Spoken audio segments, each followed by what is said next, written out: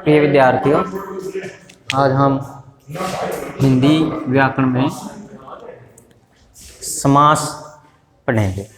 समास जो शब्द है ये किससे बना है और इसका क्या प्रयोग है, क्या अर्थ है। देखिए, जो समास है वो दो शब्दों के मेल से बना है, सम जमा आस। दो शब्दों के मेल से बना है, सम जमा आस। जो सम है इसका अर्थ होता है पास और आस का अर्थ होता है रखना। अब हम इन दोनों को जोड़ें तो क्या बनेगा? पास रखना। ये होता है समास, पास रखना। क्या पास रखना, अब इस पर चर्चा करेंगे। तो समास जो है वो दो या दो से अधिक शब्दों का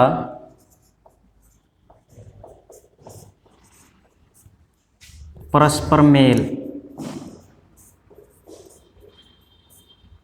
होता है। दो या दो से अधिक शब्दों का परस्पर मेल समास कहलाता है। या ये कहें कि दो या दो से अधिक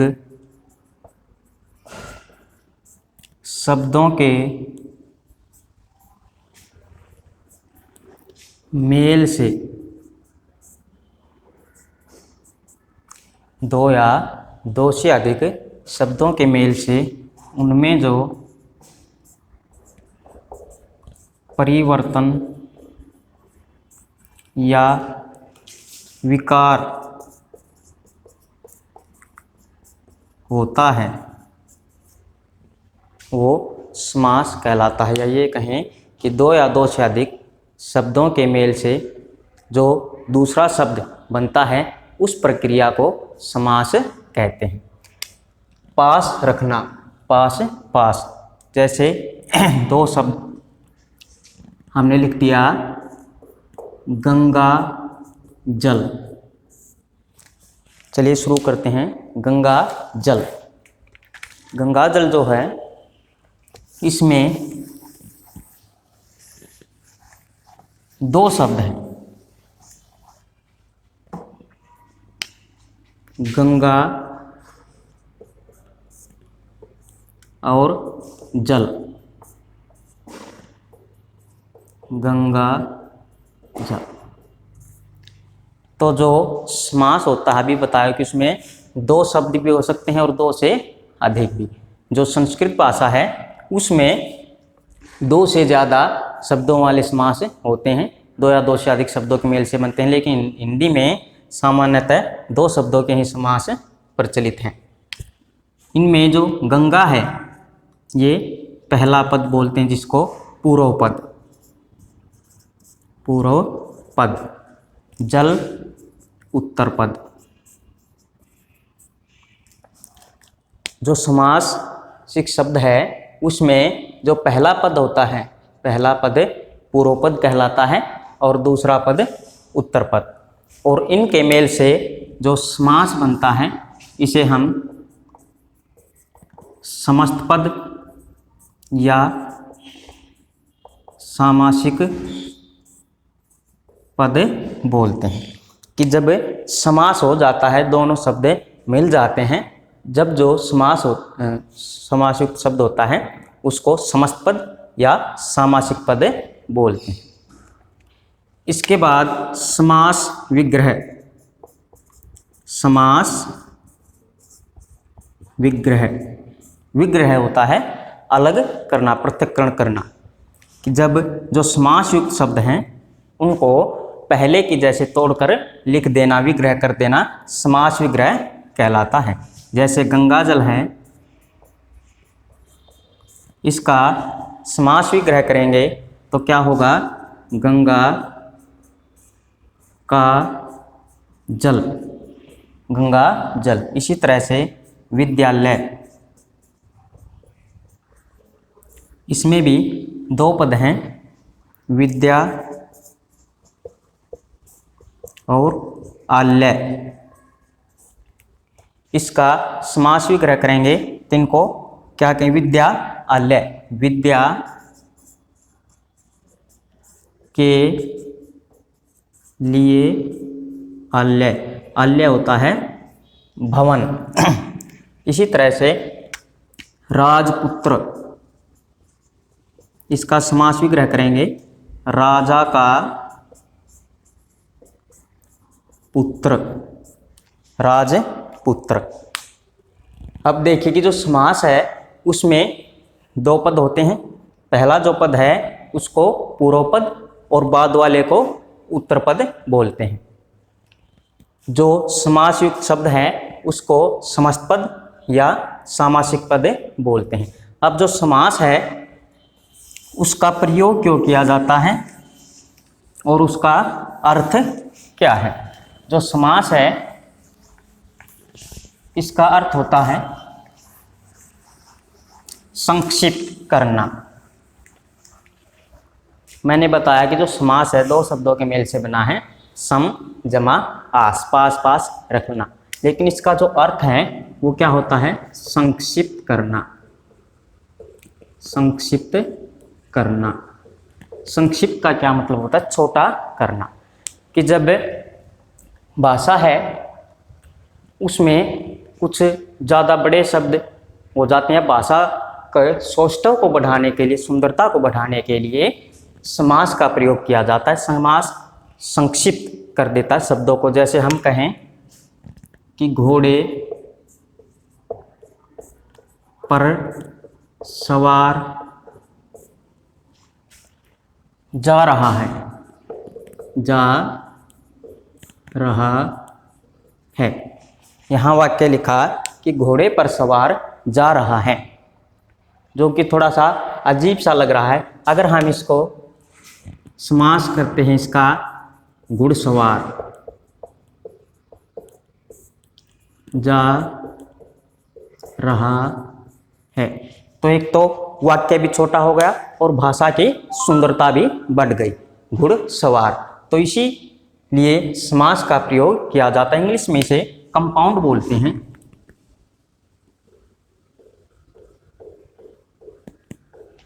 कंपाउंड। यहाँ तक समझ में आया। समास का अर्थ क्या होता है, संक्षिप्त करना। दो शब्दों के मेल से बना है, सम जमा आस। और समास में दो पद होते हैं। जो पहला पद होता है उसको पूर्व पद और जो दूसरा पद होता है उसको उत्तर पद बोलते हैं। फिर जो नया शब्द बनता है उसको समस्त पद या सामासिक पद बोला जाता है। अब इसके भेदों पर चर्चा करते हैं। जो समास है उसके भेदों की आवश्यकता क्यों पड़ी और क्यों बने ये। देखिए, जो समास युक्त शब्द है, समास युक्त जो शब्द हैं वो अलग अलग अर्थ प्रकट करते हैं। उनमें अंतर होता है। कोई तो उपमा बता रहा है, कोई विशेषण का काम कर रहा है। तो उस आधार पर समास के भेदों का वर्गीकरण किया गया। तो समास जो है उसके 6 भेद बताए हैं। कौन कौन से?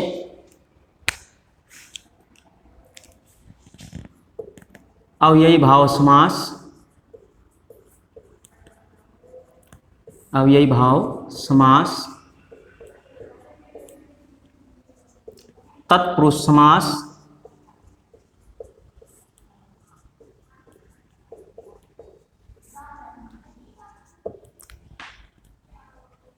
द्विगु समास,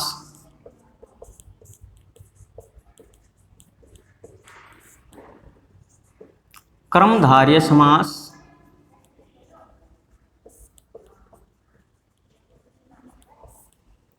द्वंद्व समास,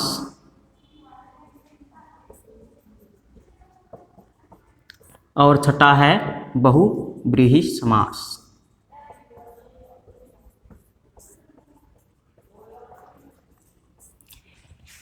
समास के इस प्रकार से 6 भेद हो गए। अव्ययी भाव समास, तत्पुरुष समास, द्विगु समास, कर्मधारय समास, द्वंद्व समास और बहुव्रीहि समास। कुछ विद्वान समास के केवल 4 भेद मानते हैं। कौन कौन से?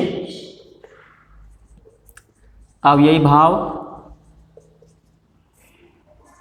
तत्पुरुष, द्वंद्व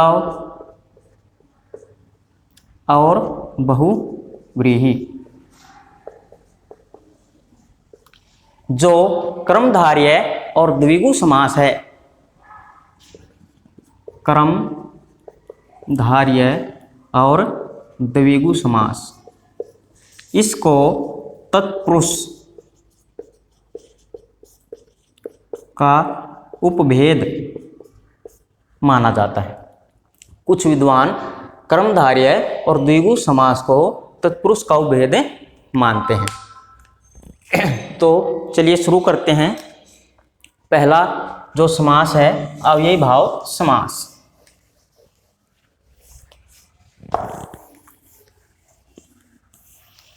अव्ययी, जो अव्ययी शब्द है वो किससे बना है?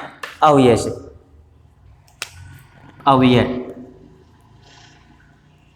अब अव्यय एक जो प्रयोग के आधार पर जब शब्दों का वर्गीकरण किया जाता है तो वहाँ पर 2 तरह के होते हैं, विकारी और अविकारी।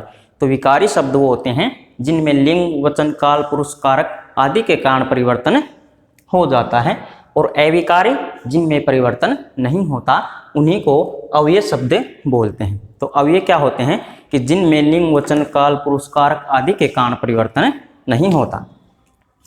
अव्यय समझ में आ गया। और जब समास होता है तो जो समास युक्त शब्द है वो अव्यय का काम करता है।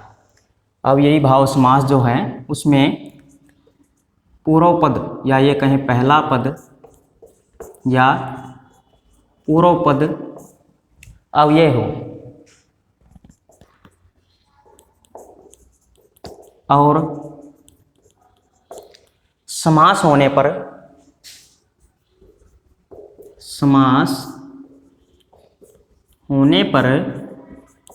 समस्त पद अव्यय का काम करे, अव्यय का काम करे, तो वहाँ अव्ययी भाव समास होता है या उसे अव्ययी भाव समास कहते हैं। जैसे यथा शक्ति, यथा शक्ति। तो इसमें जो यथा है वो क्या है? एक अव्यय है, अव्यय शब्द है शक्ति। तो इसका जो समास है कौन सा है? अव्ययी भाव समास। शक्ति के अनुसार, शक्ति के अनुसार। भर पेट, भर पेट, पेट भर कर। बाकायदा, बाकायदा, कायदे के अनुसार। यथा शीघ्र। तो ये अव्ययी भाव समास होता है जिस समास का पहला पद अव्ययी हो और समास होने पर समस्त पद अव्यय का काम करे, उसे अव्ययी भाव समास कहते हैं। इससे आगे अगला जो है तत्पुरुष समास।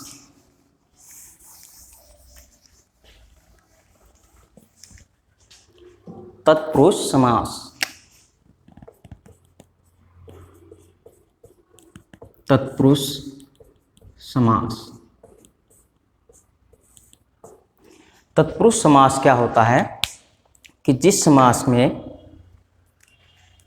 पूर्व पद गौण तथा दूसरा पद प्रधान होता है या उत्तर पद प्रधान होता है, और इस समास का जब समस्त पद बनता है या समास होने पर बीच की कारकीय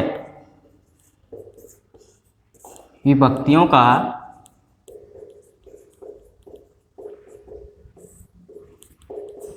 लोप हो जाता है।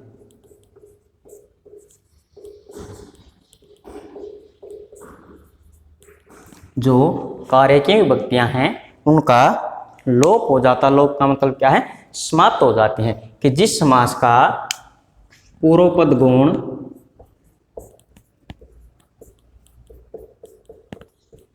तथा उत्तर पद प्रधान हो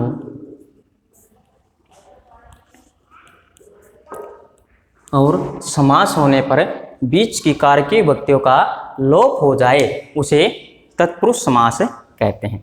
अब कारक के आधार पर जो तत्पुरुष समास है इसके 6 भेद बताएं। कौन कौन से? कर्म तत्पुरुष, कर्ण तत्पुरुष,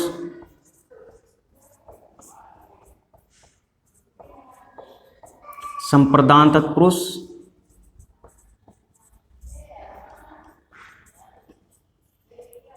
अपादान तत्पुरुष,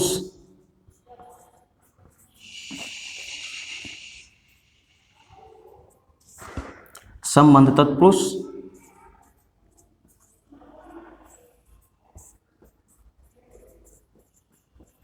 और अधिकरण तत्पुरुष।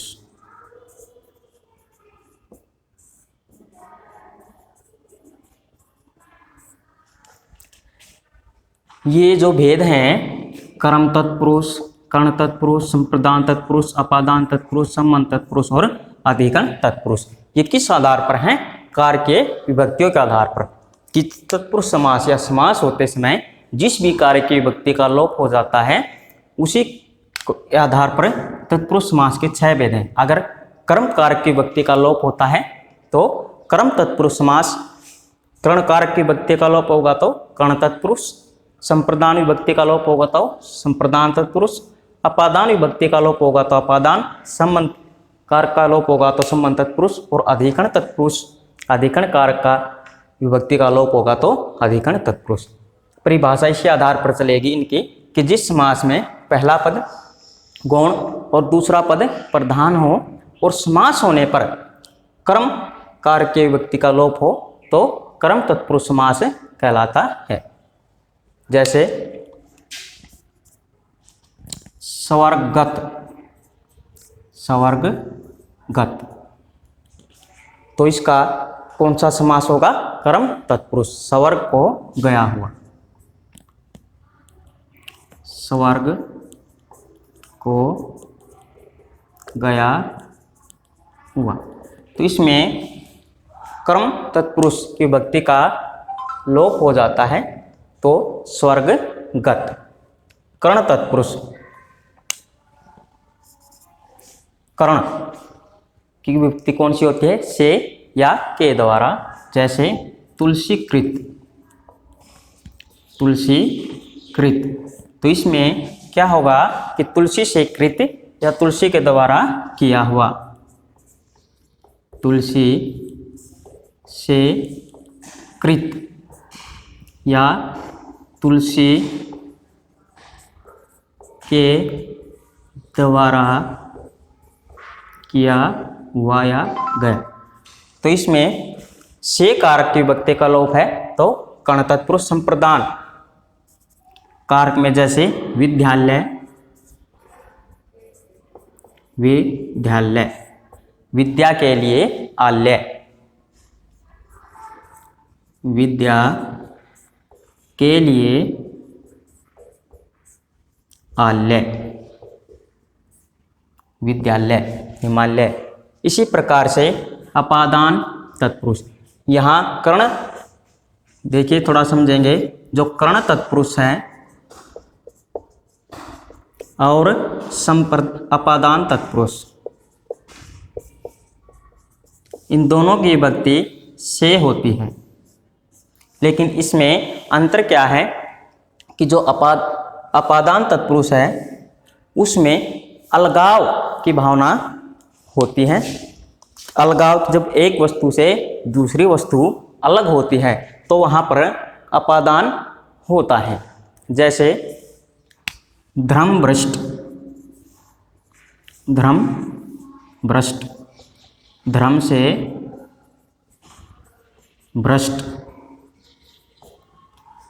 देश निकाला, देश निकाला, देश से निकाला।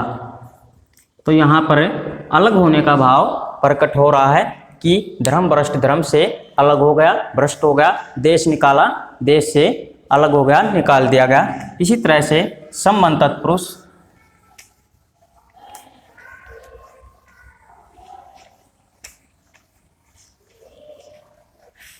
संबंध कारक की विभक्तियां क्या होती हैं? कहा के कि संबंध तत्पुरुष,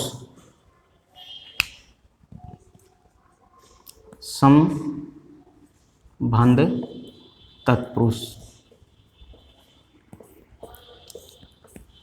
जिस समास में पहला पद या पूर्व पद गौण और उत्तर पद प्रधान हो और समास होने पर संबंध कारक के व्यक्तियों का लोप हो जाए तो वहां पर तत्पुरुष समास होता है। जैसे राजकन्या, राजा की कन्या, या राजपुत्र,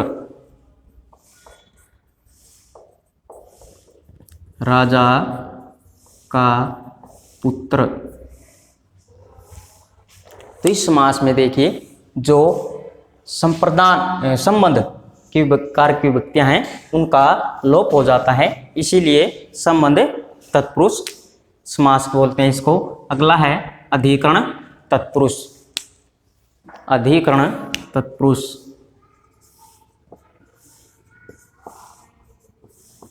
अधिकरण तत्पुरुष जिस समास में पहला पद गौण या पूर्व पद गौण और उत्तर पद प्रधान हो तथा समास होने पर अधिकरण कारक की विभक्ति का लोप हो जाए उसे अधिकरण तत्पुरुष समास कहते हैं। जैसे घुड़सवार, घुड़सवार,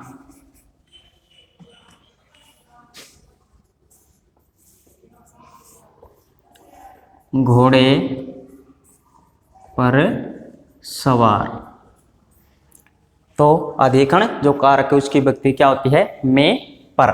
जलमग्न, जलमग्न, तो जल में मगन या डूबा। तो इस तरह से जो तत्पुरुष समास है उसके 6 भेद हैं।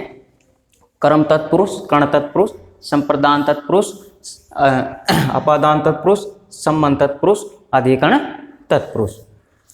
आगे तत्पुरुष समास के बाद जो अगला भेद है द्विगु समास, द्विगु समास।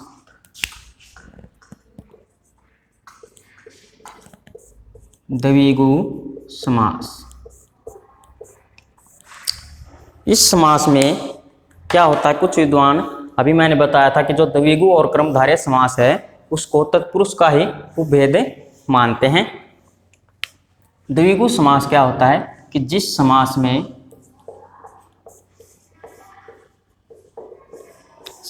में पूर्व पद गौण, पूर्व पद संख्यावाचक हो, पूर्व,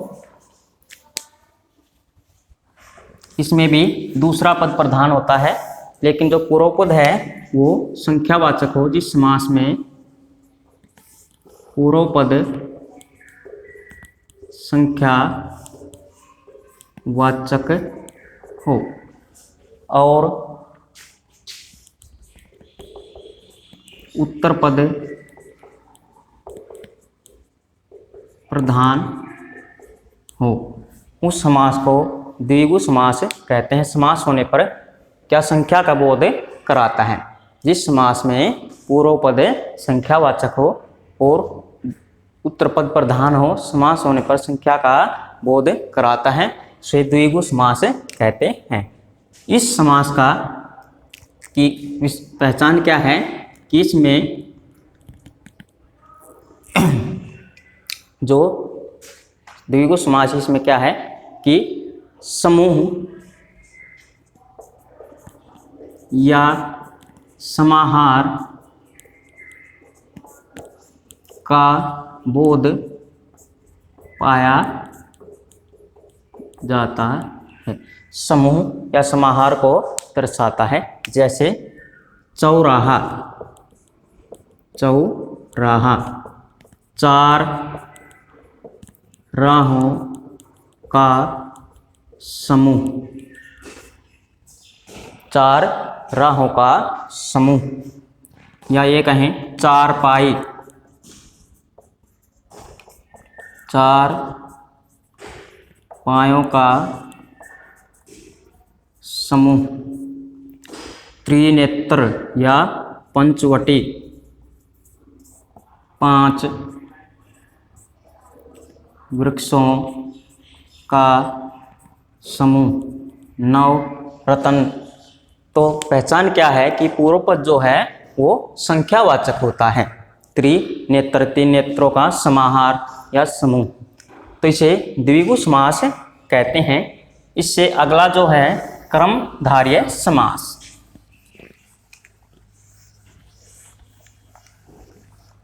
क्रमधारय समास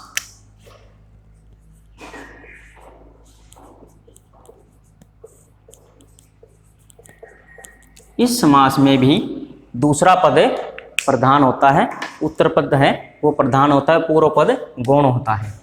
जिस समास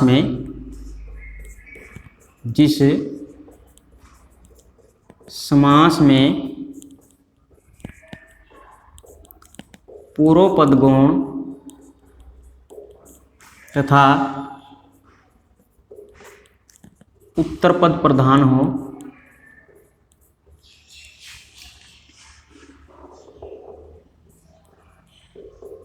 तथा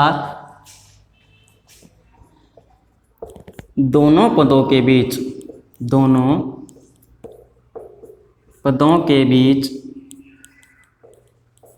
विशेषण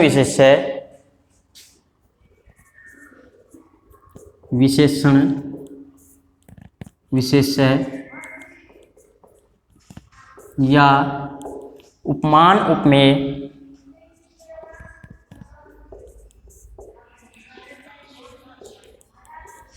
का संबंध पाया जाए,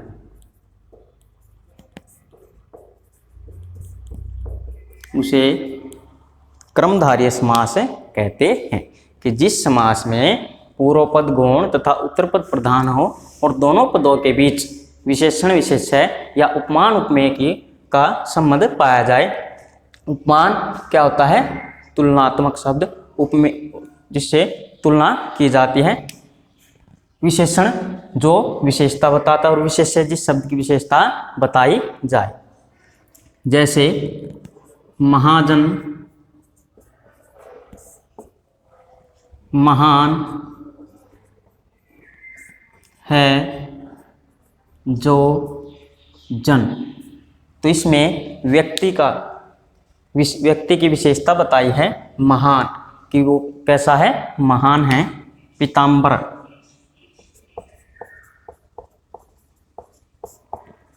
पीला है जो वस्त्र।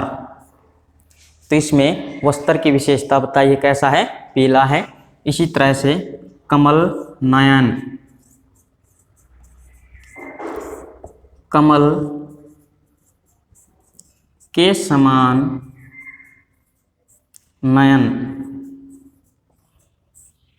कमल के समान नयन।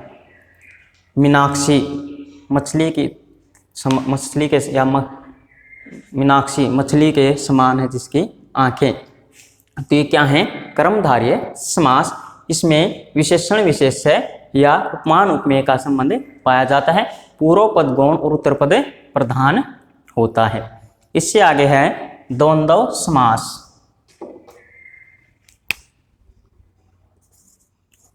द्वंद्व समास। द्वंद्व क्या होता है? कि दो के बीच। तो द्वंद्व समास में क्या है? कि जिस समास में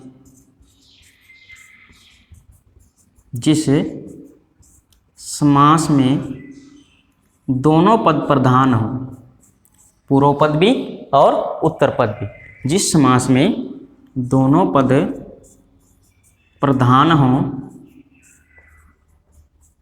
तथा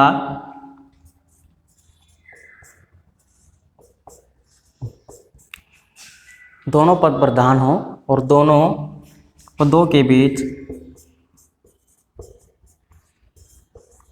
योजक चिन्ह, दोनों पदों के बीच योजक चिन्ह, ये होता है योजक चिन्ह का प्रयोग,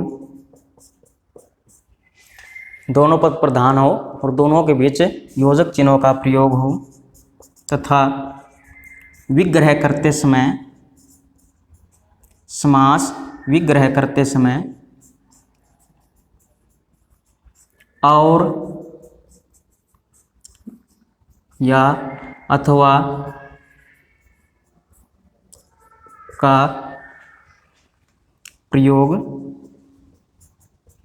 होता है, उसे द्वंद्व समास कहते हैं। कि जिस समास में दोनों पद प्रधान हो और उनकी पहचान क्या है कि ये दोनों पद योजक चिन्ह द्वारा जुड़े होते हैं। जैसे दिन रात, अब ये योजक चिन्ह हैं, योजक चिन्ह के द्वारा दोनों पद जुड़े हुए हैं, इनका विग्रह करेंगे तो क्या होगा, दिन और रात। अभी बताया था कि विग्रह करते समय और या अथवा का प्रयोग होता है। लाभ हानि, लाभ अथवा हानि, पाप पुण्य, पाप पुण्य, पाप या पुण्य। तो ये द्विगु समास होता है, नहीं द्वंद्व समास होता, सॉरी। जिस समास में दोनों पद प्रधान हों और योजक चिन्ह द्वारा जुड़े हों, समास विग्रह करते समय और या अथवा का प्रयोग होता है तो उसे द्वंद्व समास कहते हैं। अब जो अगला है बहुव्रीहि समास।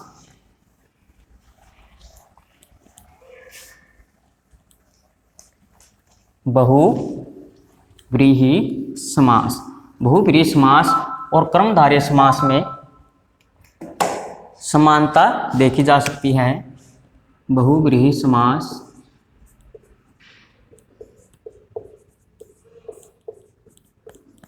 समास क्या होता है कि अभी तक हमने जितने भी समास पढ़े हैं उनमें या तो पहला पद प्रधान होता है या दूसरा, ये कहीं या पूर्व पद या उत्तर पद प्रधान होता है। लेकिन जो बहुव्रीहि समास हैं इसमें न तो पूर्व पद प्रधान होता है और न ही दूसरा, अपितु कोई अन्य भाव प्रकट होता है या अन्य पद आता है, प्रमुख होता है। जैसे देखिए बहुव्रीहि समास क्या होता है कि जिस समास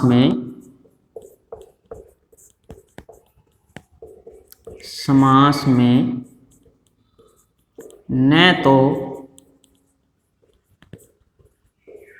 पूर्व पद प्रधान हो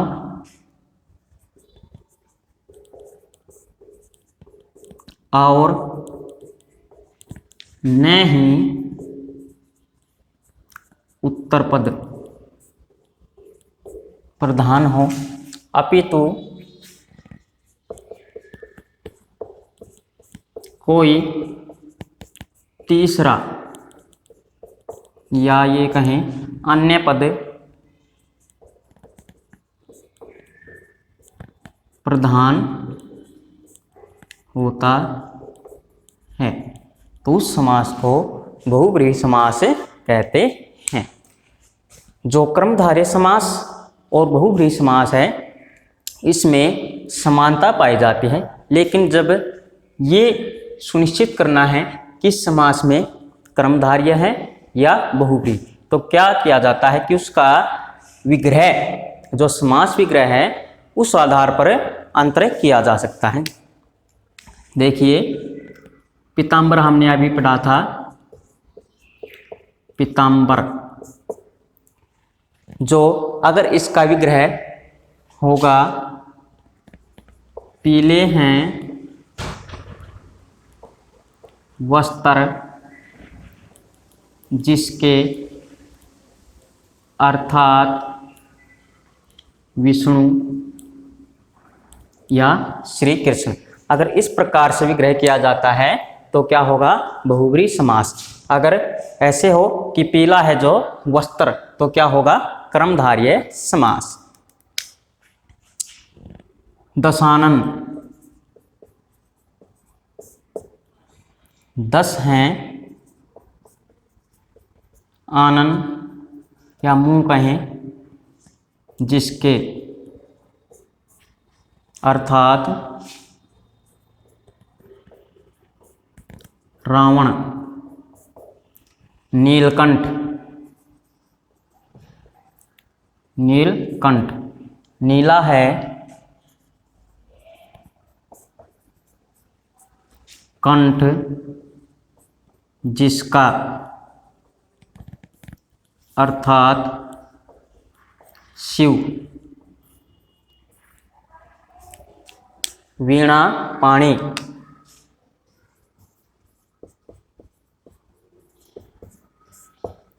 वीणा है हाथ में जिसके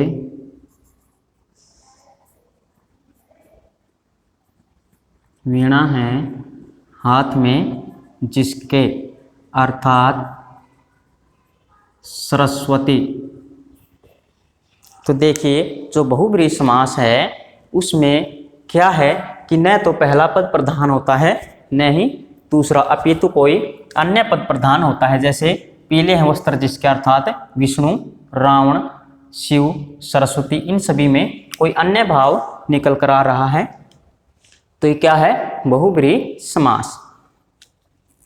अब एक बार बहुब्रीहि और कर्मधारय का मैंने बताया अंतर स्पष्ट किस प्रकार होता है कि इनके विग्रह के आधार पर, समास विग्रह के आधार पर इनमें अंतर समझा जा सकता है। नीलकंठ, यहाँ पर नीला है कंठ जिसका अर्थात शिव, अगर हम इसी का विग्रह इस प्रकार से करें, नीला है जो कंठ, तो क्या हो जाएगा, कर्मधारय समास। कर्मधारय समास। त्रिनेत्र, त्रिनेत्र 3 हैं नेत्र जिसके अर्थात शिव। अगर ये होता कि 3 नेत्रों का समूह तो क्या होता, द्विगु, लेकिन इसका विग्रह क्या है कि 3 है नेत्र जिसके अर्थात शिव। इसी प्रकार से मैंने द्विगु समास में बताया था कि इस समास का पूर्व पद संख्यावाचक होता है। तो यहाँ पर दशानन जो है इसका 10 ये भी संख्यावाचक है, त्रि ये भी संख्यावाचक है, तो इनमें द्विगु समास नहीं है। क्यों? क्योंकि जो समास विग्रह है उस आधार पर इनमें भेद किया जा सकता है द्विगु और बहुब्रीहि समास में। इसी तरह से कर्मधारय और बहुब्रीहि समास में अगर कोई कॉम्पिटिटिव एग्जाम दे रहे हो, अगर उसमें आ जाता है जैसे कोई भी पीताम्बर आ गया और नीचे 4 ऑप्शन दे दिए,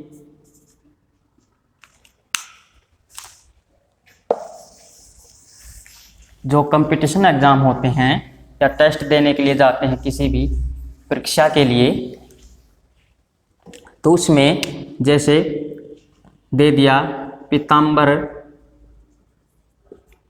में समास बताइए और नीचे 4 ऑप्शन दे दिए, दवंदव, द्विगु कर्मधारय और बहुव्रीहि समास। तो अब आप क्या करोगे, किसमें विग्रह नहीं दिया गया है, अगर विग्रह दिया होता तो हम आसानी से कर्मधारय या बहुव्रीहि से कोई एक कर सकते थे, लेकिन अब इसमें समास विग्रह नहीं दिया गया, पीताम्बर दिया गया है। तो अब हमें क्या करना है, कर्मधारय नहीं बहुव्रीहि समास जो है उस पर निशान लगाना है, वो ठीक होगा, नहीं कि कर्मधारय। क्योंकि मैंने पहले बताया था समास शुरू करते समय कि जो कर्मधारय समास है इसको तत्पुरुष समास का उपभेद मानते हैं, जबकि जो बहुव्रीहि समास है ये अपने आप में अलग समास है, प्रमुख है। तो कर्मधारय न होकर क्या होगा, बहुव्रीहि समास। इसी तरह से त्रिनेत्र में समास 4 ऑप्शन दे दिए, तत्पुरुष,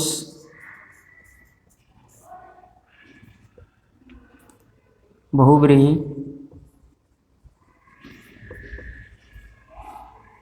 द्विगु या अव्ययी भाव।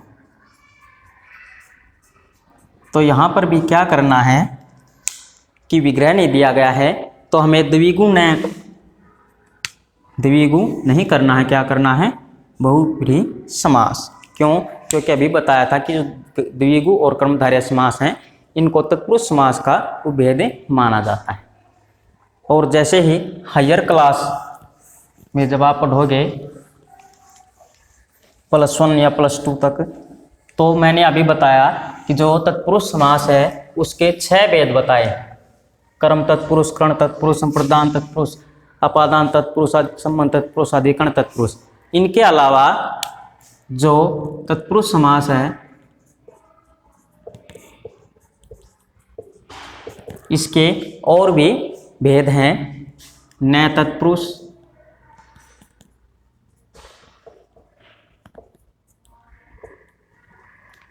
अलुप तत्पुरुष,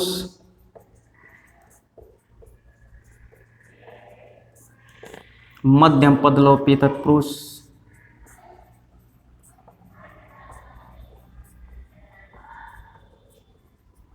तो इनमें क्या होता है, न तत्पुरुष जो है इसमें न का भाव प्रकट होता है, जैसे अछूत,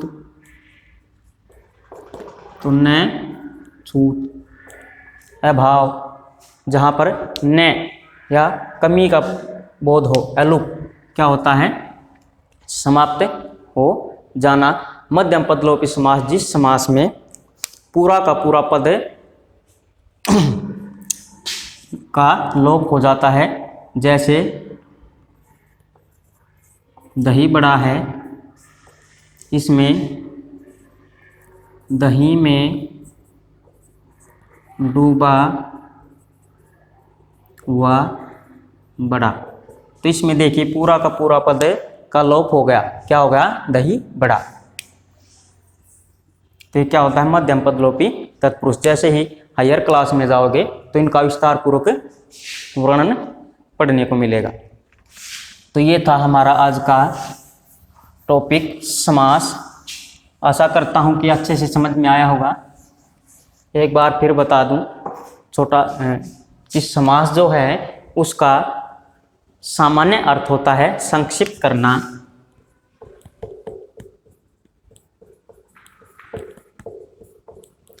दो या दो से अधिक शब्दों के परस्पर मेल से उनमें जो परिवर्तन होकर नया शब्द बनता है वो समास कहलाता है। इसका सामान्य अर्थ है संक्षिप्त करना और दो शब्दों के मेल से बना है। सम जमा आस, सम का अर्थ बताया था पास, आस का अर्थ रखना, पास रखना। समास के 6 भेद बताए थे। अव्ययी भाव समास, तत्पुरुष समास, द्विगु समास, कर्मधारय समास, द्वंद्व समास और बहुब्रीहि समास। तो इस समास जो है इसको अच्छे से पढ़ें। थैंक्स, धन्यवाद।